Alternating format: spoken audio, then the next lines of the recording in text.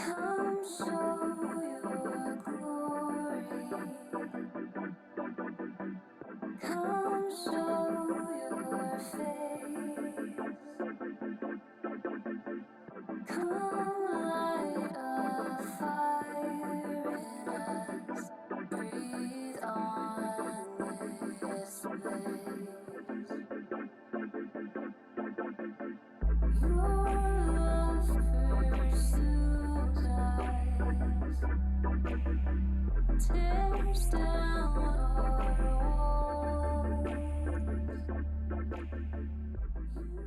Randy, thank you so much for joining us today. Thank you for being with us, and also thank you for being with us live tonight at the house. Oh, And sweet. Thank you. Thank you. yeah, I don't know if you can hear. There's literally a fire truck going by, and maybe it's prophetic. Some people feel like their world is on fire right now. But Randy, did I miss anything in the introduction? Well, I am old, so I've done a few things. But no, I'm executive director of Journeys, and I've been pioneered a church. I've been singles pastor. I've been on staff at a college for years. So I've done a little bit of everything.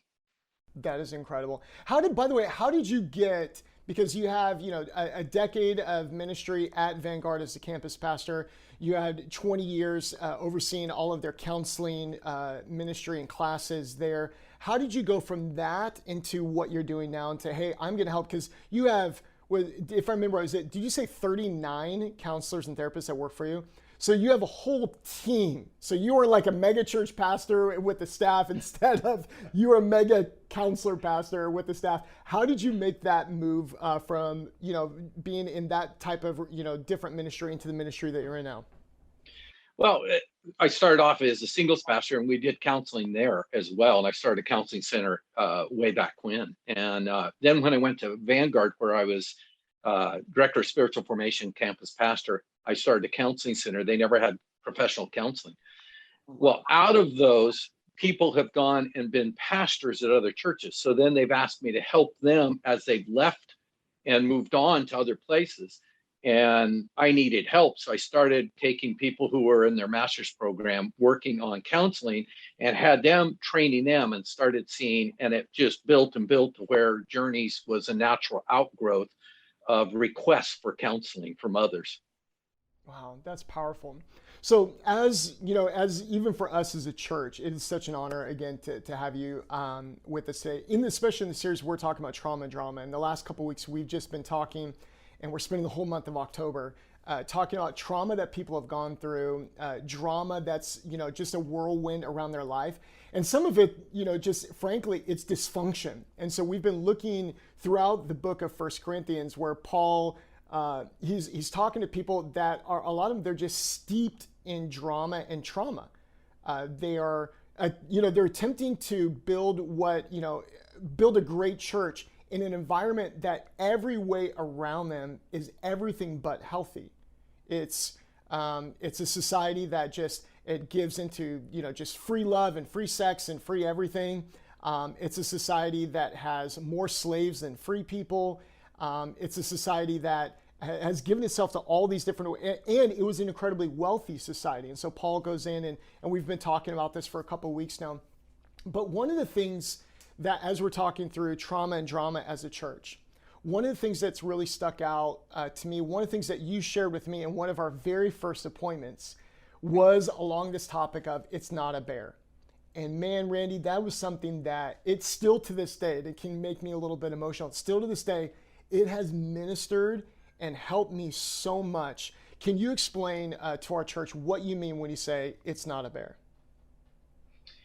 Yeah, we have everything we do, we evaluate whether it's danger or safe. And so everything we're doing in life, from the moment we're in the womb, we kick, and that means we're uncomfortable, a form of danger at a minor level, but nonetheless a form of danger. So we're kicking to try to get comfort. So our brain determines there's something that's uncomfortable, dangerous, and it sends signals out to the body to say, do something to find comfort or safety. So we're in a constant state of looking for safe and to avoid danger.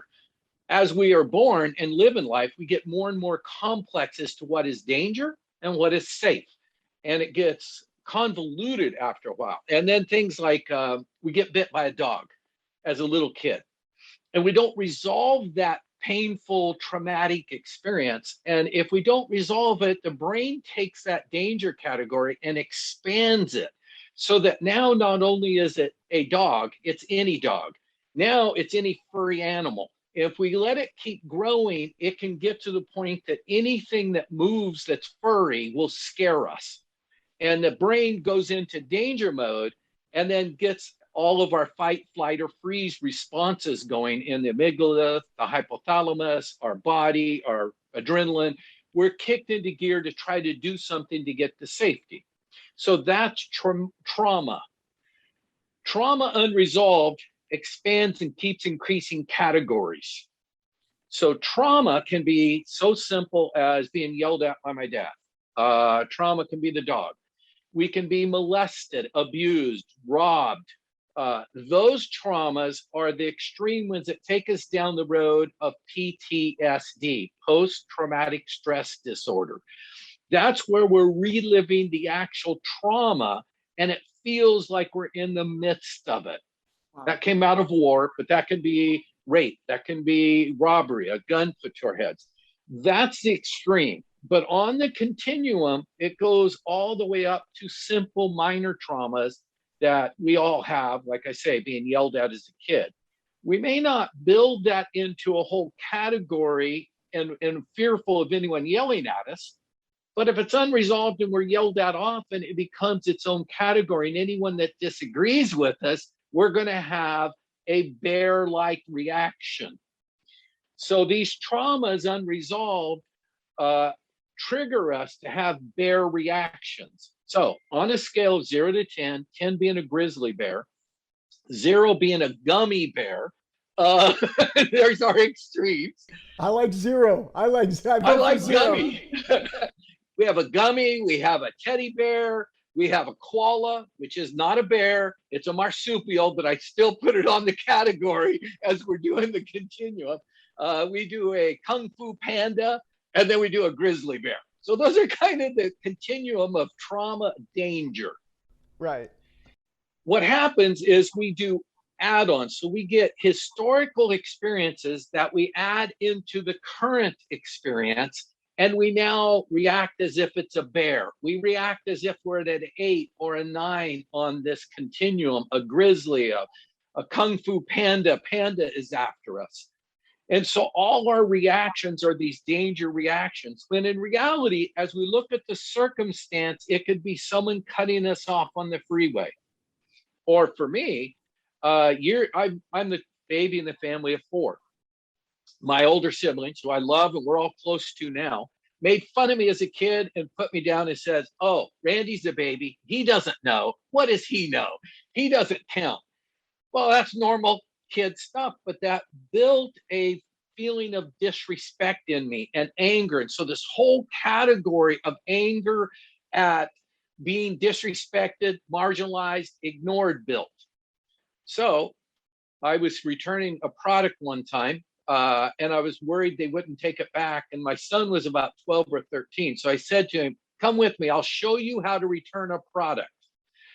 As I'm going, I'm getting all anxious and intense, ready to make sure I return this product. But I was going to do it in a therapeutically pastoral, loving, tender way. And you set it up too. There. You set it up. Oh, yeah, I did. I got there. And I'm feeling like a bear at an 8. And I am telling this person they're going to take it back. And I said all this, and she went off. And as I looked at my son, I said, there, now that's how you're assertive. He goes, no, Dad, that was mean. I go, no, it was assertive. He goes, no, Dad, that was mean. And he walked off. Well, I'm sitting here wrestling with this, saying, no, I was just assertive. But then I'm evaluating, what was the real danger? What would it have mattered if the person didn't take it back? How would a life ended? Would it be life or death? It's not a bear. And as I'm talking myself through and relaxing, the lady comes back and I said to her, I don't know how he presented to you, but my son just said I was mean to you. And she goes like this. I go, I'm so sorry. I wasn't meaning to. And I apologized and we connected and she returned and took all the stuff. I don't, to this day, I don't even remember what it was I returned, but I remember my son telling me, no, you were mean. That's when we're overreacting. We are in a reactionary mode. We are having add-ons from history, other experiences, current life stressors. They're all coming at us so that we're reacting in a way that's not controlled. We're taking the current situation and making it like it's a bear, and all we're doing is returning an object, and it's not life or death. So instead, it's really a gummy bear or maybe a koala. It's a 3 or a 4 on this scale. It's not an 8 or a 9. Yeah. Well, so someone's watching this today, and maybe they're watching with a spouse or with a friend, and they realize, oh my goodness, either I am responding to everything like it's a 10, and they don't, and maybe they're realizing it for the very first time. Oh my goodness, I'm responding at a level 10, not because of the situation, but because of something undealt with thing back here. Or maybe someone's watching it with a spouse, and they're like, hey, I think that's you. What type of responses, like what type of things would we do with something like that? Well, if you're talking about the person that's having the internal reaction, it starts with me with awareness. It starts with recognition that that I'm recognizing my reaction. So 0 to 10, what number am I at? What scale am I on? I'm having a strong reaction. We're freezing up. I don't know if you're able to hear me. Yeah, I can hear you. Hold on one second here. I'm good. Okay, we're back. We're not. It's not a bear. It's not a bear. It's not life or death. It's not life or death. I love it. We'll leave it in. So someone's watching this and they're realizing I've been responding like everything's a bear, or like my significant other or my friend. They're watching and say, hey, I think that this is what's going on with you. How should someone respond or talk to someone that they're going, hey, you've been doing level 10 on everything? Well, if I'm going to respond to someone else that's at a 10, that's different than in myself, because myself, it takes recognition, acceptance, awareness of my reactions, my scale, and asking, is it really a bear? So that I know I'm reacting at an 8, 9, but it's really only a 2 or a 3. And I need to recognize my physical, emotional, and thought reactions. I call those my PET, our PET reactions, physical, emotional, thought reactions. So Jesus said, my heart is heavy unto death. He recognized how heavy it was. As we are aware of our reactions, we can start to control them so that instead our brain becomes engaged, our soul becomes engaged. We're praying. We can seek support. Will you pray with me, as Jesus said, so that we can seek other support in small groups, church, people to come around me. But if I'm not recognizing my own reaction, I can't seek help and I can't self-regulate. I can't stabilize. So the one for me is to recognize my reactions as Jesus did, and know it's heavy unto death, seek out help, talk to the Father, engage my whole being, my brain. We seek wisdom and insight at that point. Now I can make a decision of how severe is the situation. Now with Jesus, he was facing life or death. It was a bear, but he came at it in a controlled way. Okay, so if we are doing it and it's a bear, then we're still wanting to control and recognize our physical, emotional, and thought PET reactions so that we can engage our brain, our soul, so that we can engage support and make wise decisions of what we want to do. If it's not a bear, then we're going to react calmer, like returning an object. We're not going to return it with intensity or anger. It's not a 10. If someone else is responding like an 8, 9, or a 10, then again, let's take Jesus. Jesus is coming to Lazarus' tomb. He's late. The family is angry that Jesus is late coming to the tomb. They yelled at Jesus. Here comes Jesus. Yeah, if you'd been here. Yes. If you would have been here, he wouldn't have died. They're chastising Jesus for being late. I've done that a few times. I think we all have. Jesus sees their intensity. They're an 8, a 9 of pain, of an overreacting because of the death. And he just loves on him. And Jesus wept. He cried. He joined them in their reality. That moment, that's their reality. That's their intensity. They don't have his reality that says, I'm going to raise him in a minute. I know what's going to happen. Yeah. So often when someone else is reacting, they're on that trauma scale. They're reacting over here at the extreme end of the trauma. They're feeling like it's a bear. And I need to join them in their bear and say, ow, this is real scary. This is real overwhelming. This hurts. Let me weep with them and join them. Even then, after Jesus joined him, he says, roll back the stone. And they go, he's dead and he stinks. And Jesus said, roll back the stone. They're still arguing with him. Still arguing with them. We get that all the time when we're caring for someone, we're giving to them, we're loving on them, and they're still arguing with us because they're still escalated. They can't see the truth yet. They can't see what's in front of them yet. They can't see that I love them, I'm caring for them, because they're still at an 8 or a 9. I've got to help them by joining them to de-escalate to at least a 5. If I can get them down by caring for them, joining them in their pain, walking with them to where they drop to a 5, now they can see as the stone is rolled back and Jesus says, come forth. They can see the miracle at work. If I can help the other person calm down enough, then they can see, no, I love you. I may disagree with you. Maybe there's other problems and issues, but I love you. And we're a team and we're going to figure this out. But if someone's above a 5 on that 10 scale, our brain has shut down so much, we're not going to process clearly that I'm loving you, that I'm caring. Those family members could not process that Jesus Christ, the Messiah, the Savior, the one that does miracles, was coming and saying, no, it's okay. They couldn't process that. Yeah. So I got to regulate myself. And then I want to help someone else regulate by joining them where they are experiencing 6, 7, 8, 9, or 10. Join the experience, not the facts. Jesus wept at their experience of pain. He didn't weep at the loss of Lazarus because he knew he would raise Lazarus. So we get lost that we think when we're weeping with someone that we're agreeing with the facts of the situation. If you are crying, I'll join your crying. I'll join your sadness. It doesn't mean I agree with why you're sad or why you're angry. So for personally, I'm regulating myself, and then for someone else, I'm joining with them, maybe without taking on all the same emotions, but I'm joining with them. Hey, this is a terrible situation. I'm so sorry. I'm going to come alongside you and love you. How then do we become like, a better health version of just even ourselves? Like maybe someone's watching this and they're going, hey, I've been at a level 10 on everything. How do I get out of this cycle of everything being a level 10 in my life? Or maybe someone in their world, like I feel like I keep coming alongside them, and maybe they are not getting healthier. They're just kind of staying in that cycle. How do we break free from that and get maybe not perfectly healthy, but down that road of health?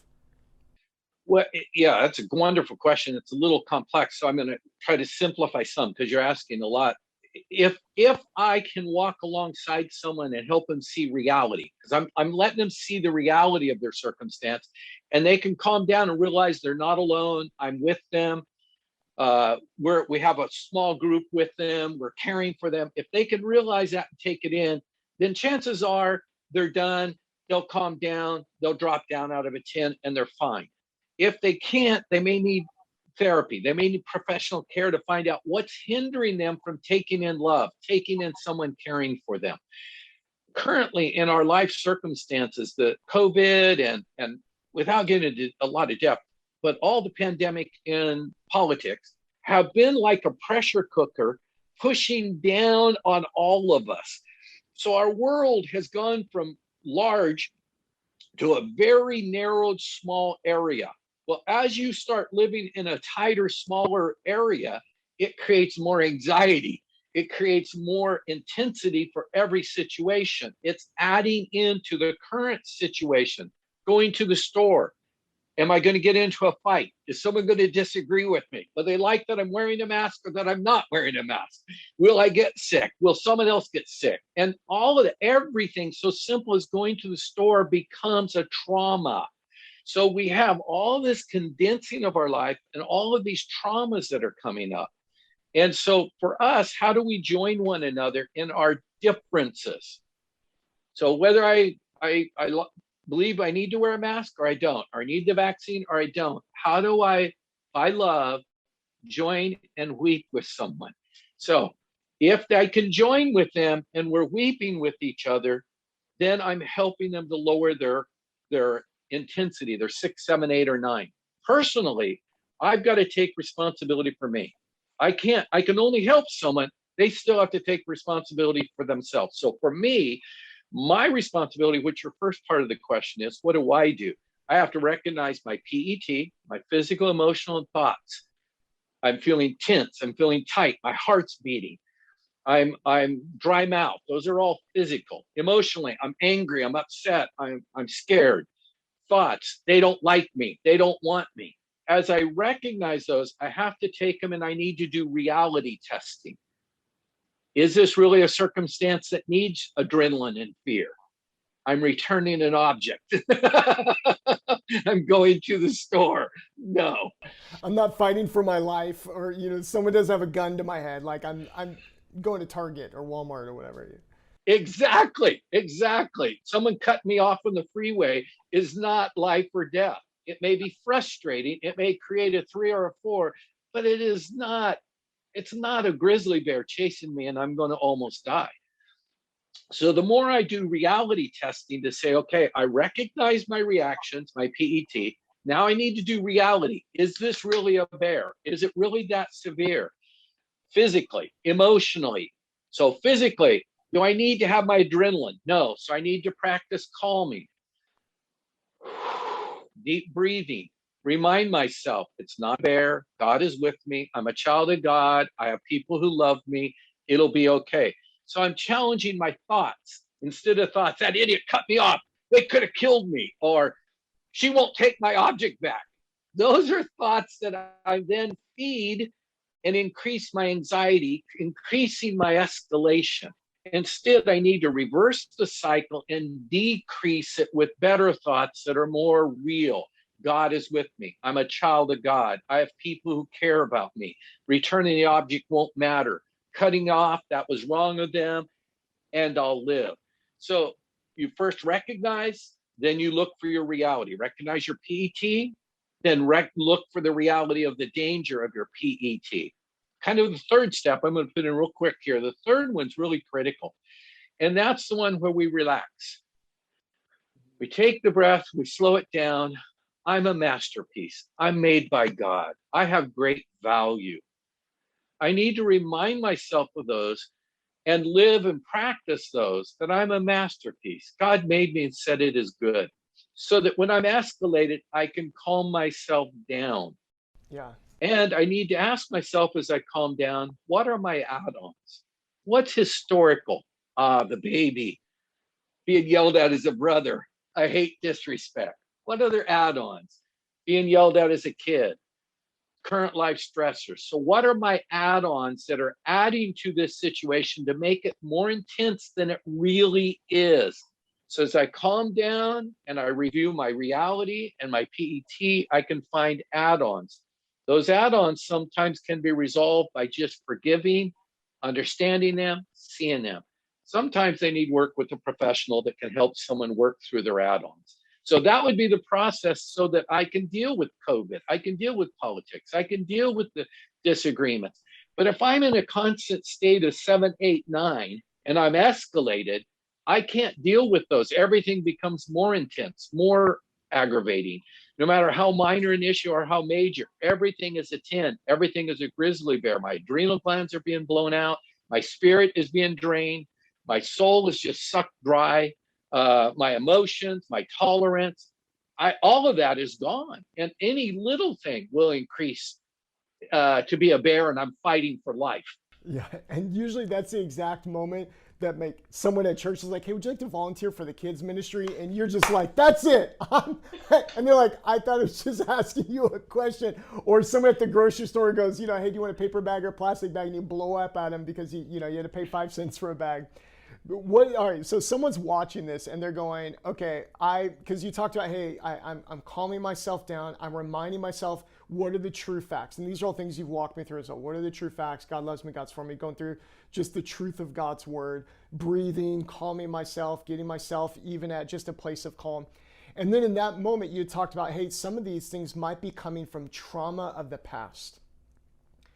How does someone know? Because I think everyone has gone through something. I haven't been in this nearly as long as you, and I'm not a counselor, but just having heard people's stories, everyone's dealt with some level of trauma and drama.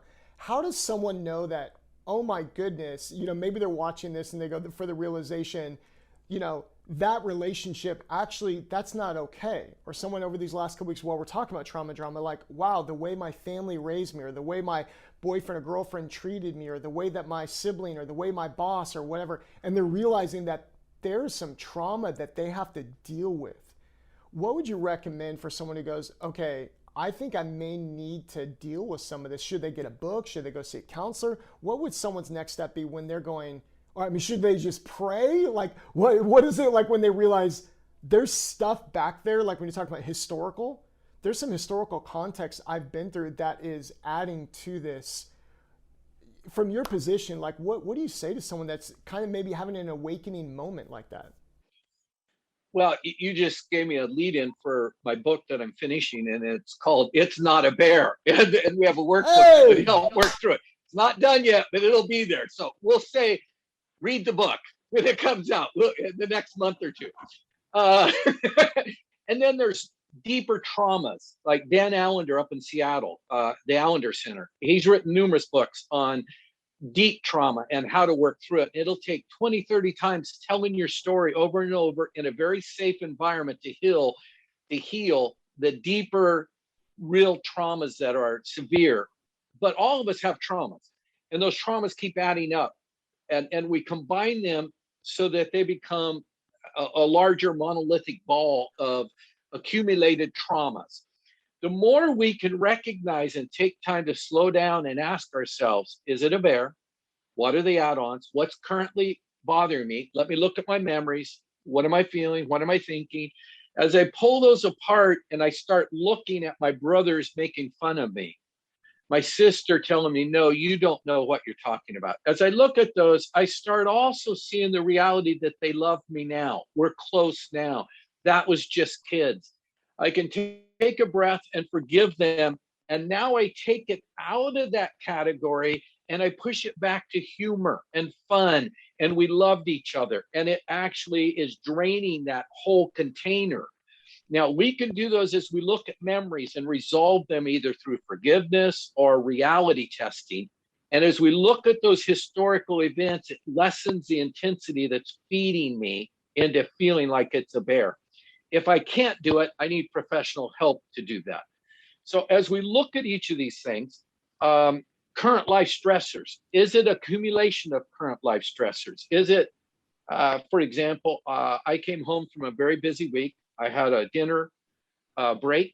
So I went, sat in my nice chair, got really comfortable, sat back into my deep breathing, my safe zone. I was quiet. I didn't have to talk to anyone. I was going to go back. I had 2 more sessions that night. I'm sitting there. My wife walks in and says, what would you like for dinner? Before I thought or I could even control myself, I said, I don't know. You figure it out. Well, as the words are going out, I'm trying to grab them. You can't grab words once they're out of your mouth. They're gone. Fortunately, my wife did a nice smile and said, okay, I'll figure it out. And she went off and went to buy something. And as I'm sitting there, I'm going, oh, Lord, what an idiot. Why did I do that? Forgive me. When she came back in, I said, I'm so sorry. It's been a stressful week. You did not deserve it. I was being a jerk. And she goes, yes, you were. And then hugged me. So the point is if we can own ourselves without shame, Don't go to shame. Don't go to this point where we're feeling like it's our fault, we're horrible people. Shame is when I say I am bad. Guilt is when I did bad. We need to be able to, as Christians, never feel like I am bad. I'm a child of God with great value. I am not bad. I did bad, and I can be guilty and deal with it. So I am not shamed for what I said or did to my wife. I feel guilty and bad. I am not bad. I am a child of God. I have great value. So when anyone is looking at these experiences that we're having of escalation, like yelling at your wife or returning an object intensely when you didn't need to, do it without shame. It's not a value. It's not I am bad. You do it with, did I do bad? Yeah, I did. I need to correct it. That's all. And we correct it. But as we calm ourselves down and look at it, then we can make adjustments to historical traumas, evaluate them honestly, and we can make evaluations in the now to apologize to my wife and say, all these current life stressors added into impatience, and I was wrong. And she can hug me and say, yeah, you were. And we're done. We're healed. We're corrected. Move on. So good. I would imagine that everyone watching this, or even maybe they're going to come tonight to our live service, and maybe they'll watch this later. Quite a few people watch these later. That someone watching this, that they're in the middle of that, maybe even watch this today, that they have this revelation of a discovery of, I've got stuff I've either need to deal with. I've got trauma and drama in that I thought it was this situation. I thought I was upset about dinner. I thought I was upset about returning the object. I thought I was upset about my boss, but really it's all this stuff back here that I know that I've got to deal with now. And we talked about the book. What could their first step of action be? What could be that for next step that they go, okay, especially if they're a believer. And I know that we maybe don't take it into a value statement of, hey, you are that thing that you struggle with, or you are that behavior, that you've been in this cyclone of. You're a child of the King, and He loves you, and He sent His Son to die for you. But what do they do now as a first step? Is it apologize? Is it take it to God? Is it pray? Is it get a book? Is it get a therapist? What should their next step be?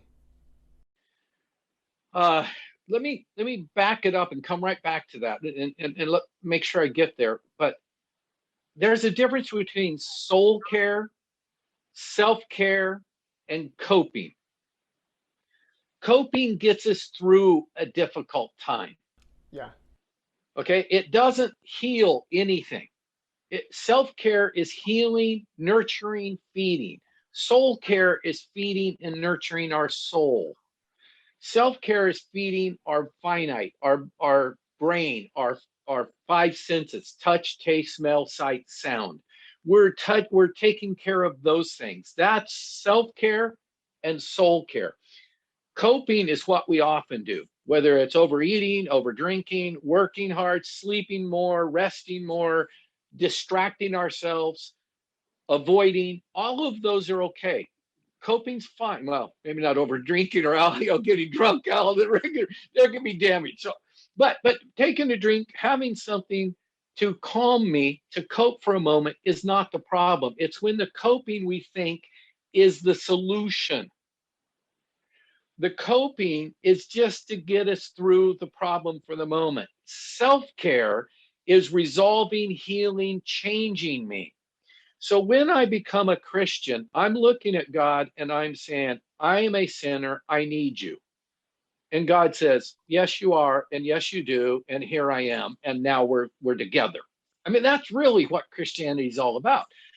We all of a sudden are not perfect. We don't become perfect because of that. We still have all our history, all our weirdness, all our personality traits. Peter denies Christ. That's partially trying to seek approval. He has his personality traits. So the first step is to embrace that grace has been given to me. I need to go to God and say, I messed up. I can see where I yelled at my wife, where I was intense taking this object back and I didn't need to be. When we're honest without shame, because grace has come in. I don't have a lack of value now because my grace has given me value. God's love of me has given me value. I have value. Now I can face anything honestly and say, okay, What do I need to do? As I calm myself down, my brain's engaged. I can seek others out and say, here's the problem.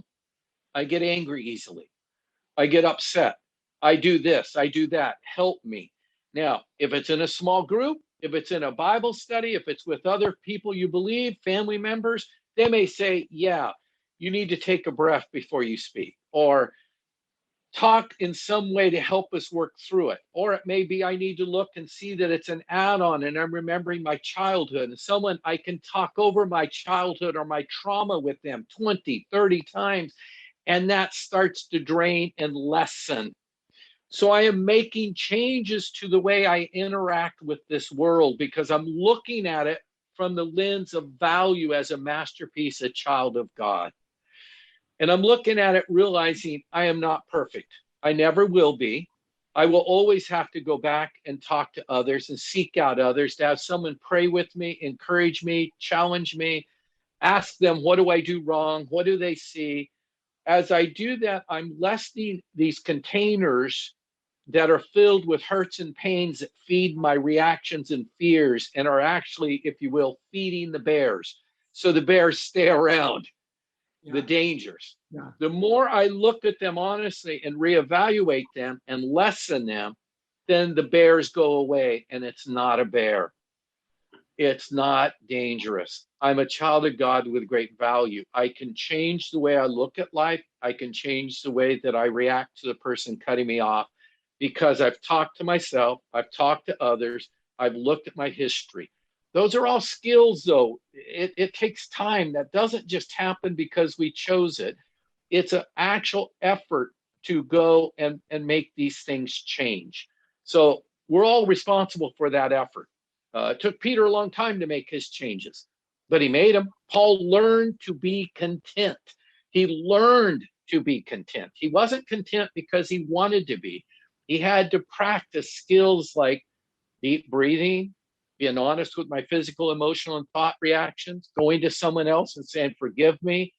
What can I do to change? All of those are changing the way that I interact with my environment. Really good. So I think for anyone watching, they could either, when they find themselves in that heightened moment where it seems like everything's at a level 10, I think just stopping and based on what I'm hearing from you, stopping and correct me if I'm wrong, stopping and assessing, hey, is this a bear? Is this true? Is what's taking me off to, is this really level 10 or is this a level 3? Is this a level 2? It's just that, is this a minor inconvenience? And then even taking a step further, why is this elevated from a 2 to a 10? Is it my current life scenario, stresses, busy week? I had to go to 13 grocery stores to find the right baby formula. We have to be out of our apartment by the end of the month. I don't know what's going on. Or is it like past trauma? I was abused, I was molested, raped, robbed, abandoned, parents were divorced, whatever, just past chaos. And then where we go from that is, now how do I respond? Do I respond with a temporary, hopefully healthy coping mechanism? Or do I eventually grow into healthy soul care? And what was the other one? Healthy soul care and healthy Self-care. self-care. Healthy soul care and healthy self-care, so that we can grow into the person that God has called us to be. Did I kind of summarize that okay? You summarized that really, really well. There's another time in the future we can deal with soul and self-care, because one's infinite, the eternal, the soul, and one's finite, the body. And how you take care of those are a little differently. And we could talk on that another time. But basically, yeah, how you summarize it was beautiful. And I'll add this. Jesus says, peace I give unto you, not as the world giveth I unto you. That peace is a gift, and it's like manna. We need to take it daily, but it's for our soul. We also need to stop and be still and know that he is God. And that is for our soul and our body. And both of those need fed so that we can be calm in situations. And those are skills and efforts. Oh, that's so good. Randy, as we close this time together, I know it's one thing to summarize this. It's a whole nother thing to live it. It's easier right now while I'm in this studio and just to talk, oh yeah, you just kind of analyze where you're at. And sometimes I even myself don't even realize it till I'm in that moment. I go, my heart is racing, I'm sweating, I'm at a level 10, it's just a Starbucks drive-through, it's not a big deal, or I'm stuck in traffic on the way to pick up my kid from school or something like that. And it's a whole nother thing to actually to live this out, to learn to be content, to grow better and better. But one of the things that you always do for me, and I would love if you wouldn't mind doing for our church, and we'll do this as well tonight, but would you pray for those who are watching as they're on this journey, of growth, that they would and that we would see that continual growth towards Jesus in this? Yes, what an honor. I'd like to. Lord, thank you that you are with us, and you're a Father that is the perfect Father. You understand us in all of our humanness, all of our weaknesses, all of our shortcomings. You understand and you walk with us, for you'll never leave us nor forsake us. You are with us. So in the middle of my mistakes, in the middle of each of our shortcomings, you walk with us and hold us and love us. As we put out effort, I pray that each one will feel your presence. The results are yours. We're putting out the effort. Our job is just to try and seek out how to connect with you, how to be with you, how to feel your presence, Lord, and how to reflect that to the world in love. Our job is to do that. So may we feel your presence as we look at our traumas, our dramas, our hurts, our pains. As we honestly face them, may we feel your presence and a healing ointment come on those injuries to strengthen us so that we realize we are your son, we are your daughter, and we have value and purpose in this world.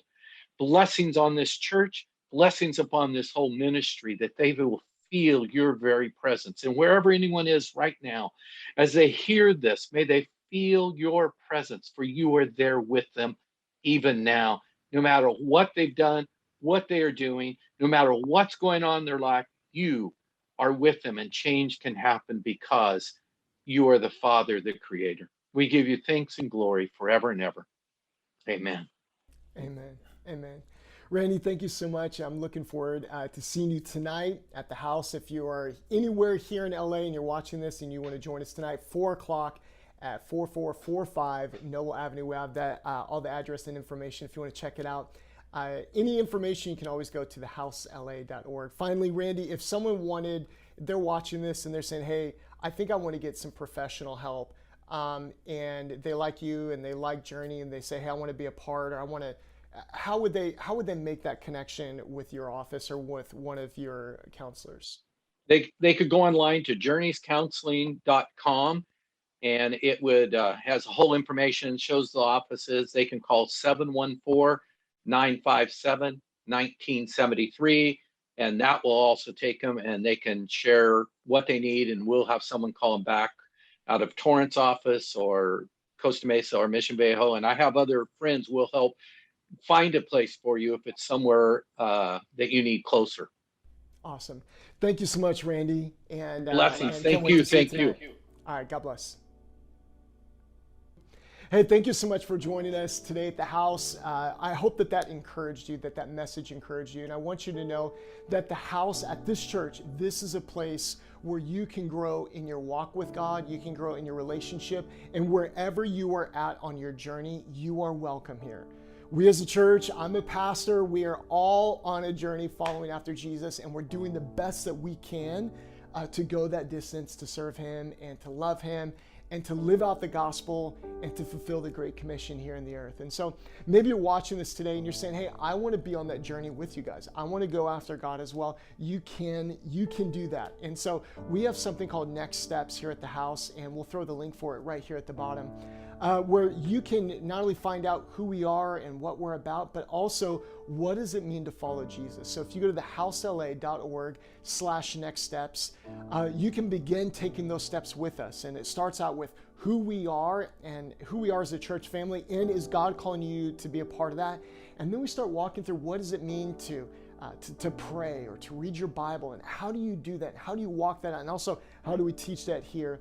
And all of that's available online, and we're going to do some special classes of these that will be in person as well in the next couple of weeks. But we want to invite you to come and be a part of that, especially If you made a decision today of, I want to follow Jesus, and maybe you're watching this right now and says, I want to follow Jesus. Where do I even begin? Just a simple prayer that I'll lead you in right now. And you could say this after me. Say, Dear Jesus, come on, you can say it out loud, wherever. You could be in a car, you could be in a building, you could be watching this at home. Just simply say, Dear Jesus, I'm all yours. It's that simple.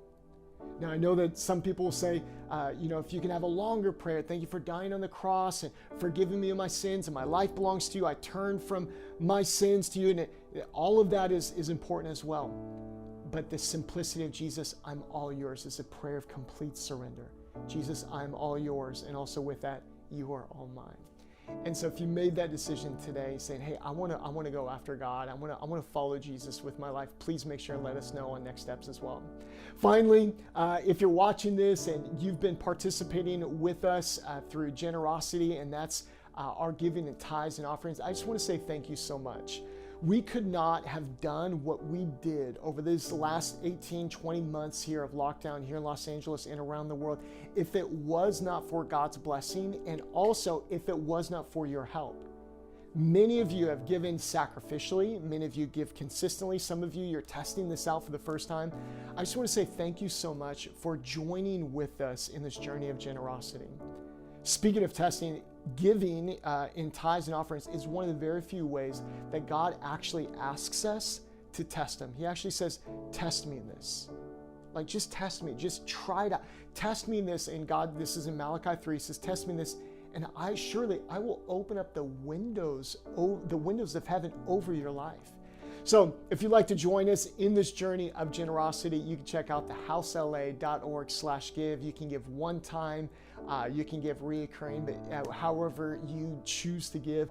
Thank you so much for joining us in that. I can't wait to see you back next week as we finish up this series on trauma and drama. God bless, and we'll see you soon.